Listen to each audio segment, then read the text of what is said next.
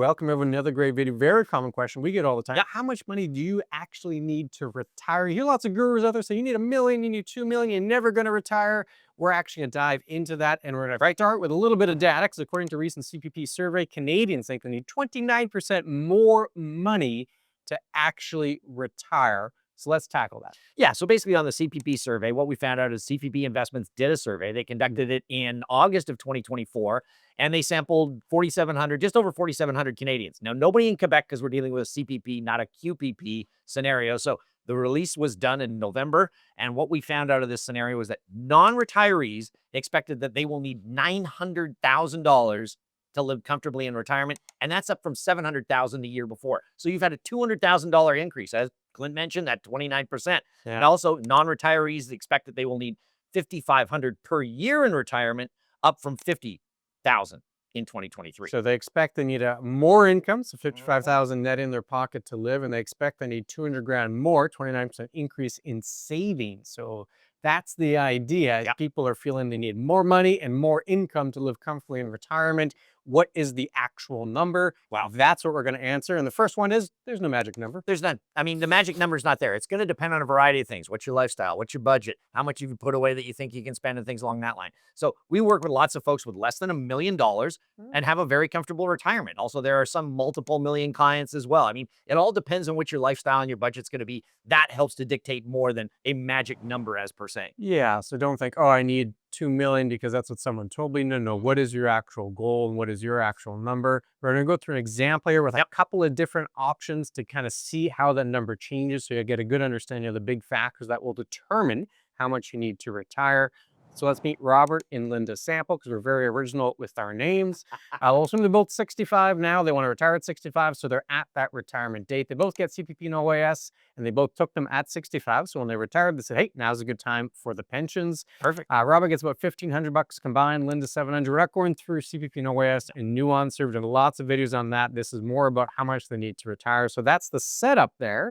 And before we dive in, it's important to understand the different sources of income in retirement. Where does that money come from? Yeah, and that's what we want to base it. We've done videos on this before. We've done webinars where you're looking at your sources. There's the employer-provided pension plan. There's the government-provided, and then there's your personal savings. That all adds into your retirement income. Now, we've already given you what the government-provided portion is. So we're going to assume, basically no defined benefit plan, which means you're combining the employer-provided pension and your personal savings to try and make up the differences from what the government's going to provide you. Yeah, and we're going to go through some software here, go through a calculator. So we need to understand the assumptions. Again, they're 65. We'll assume they live to 95. If you're doing any retirement plan, don't assume you die at 72 or 82.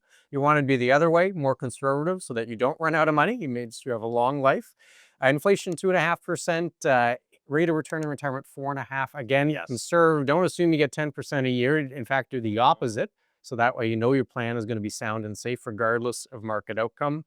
We did include fixed assets. So we assume their house is not their retirement vehicle. They're not expecting to sell their house, get a windfall, and live off of that. In fact, the house is kept separate and we're only looking at their own savings. That's a common item when you do retirement planning. And as Kevin mentioned, what is that savings pot? Well, it's going to be what they personally put away, plus what's put away through work, because we assume work did not have a defined benefit plan. That is the situation for many Canadians. That's a realistic assumption.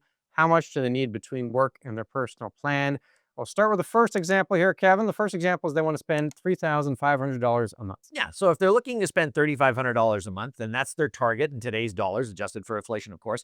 What they're going to need based on the calculator that we're using is $345,000. Now, that's a modest target based on the fact that, their CPP and their OAS, which we've used beforehand, combined for 62% of the budget that they're going to need out of the 3,500. So 2,200 of that is done. So again, if we utilize that and we go all the way to the 95 scenario we've got, at the end of the day, if they spend everything they can, you're left with about $6,889 at the age of 95. And our projections are based on, using the calculator on the beckerroar.com. Yeah, we did. Good assumption. I forgot to mention earlier. One is we assume they want to spend it all. They don't have a goal to say, hey, I want to leave 600 grand to the kids. No. We're enjoying our retirement, spending everything. So you can see that we've got 7 grand left here. And we did all of this through the beckerroar.com retirement calculator, which is available for free.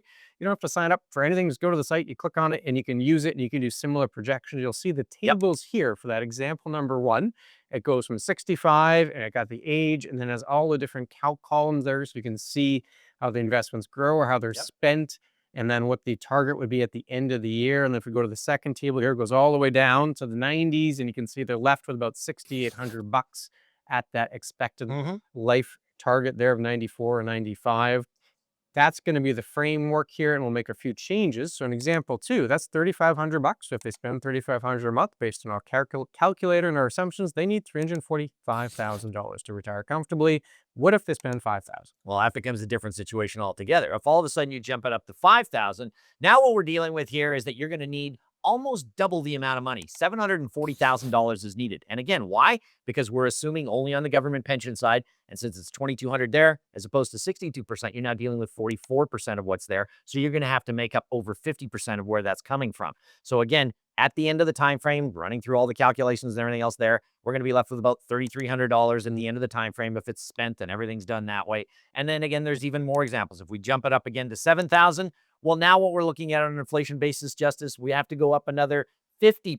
So we're now at 1.2, almost $1.3 million, because again, that shrunken part is now 31% of your overall budget. You need more money. And at the end of the time frame, 11,000 left in that sort of scenario. So as you can see, the more we increase, the more money we're going to need.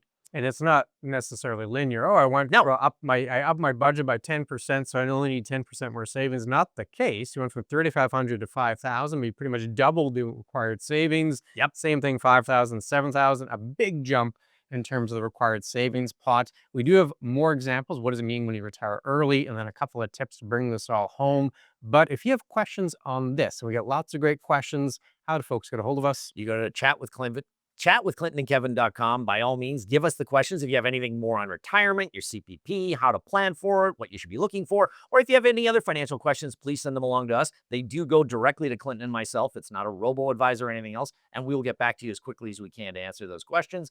But also, there's another site that we have to talk about. We do have a newsletter. Yeah, you can go to becker.com and sign up, or there's a link in the description. So if you like our videos, we do have a newsletter. We send weekly tips just like this on things like taxes, retirement, estate, all those financial planning items. We also host free webinars on occasion. We invite the folks on the newsletter list to those webinars. So you can sign up if you like. Continuing our story here with Robert and Linda, example number 4.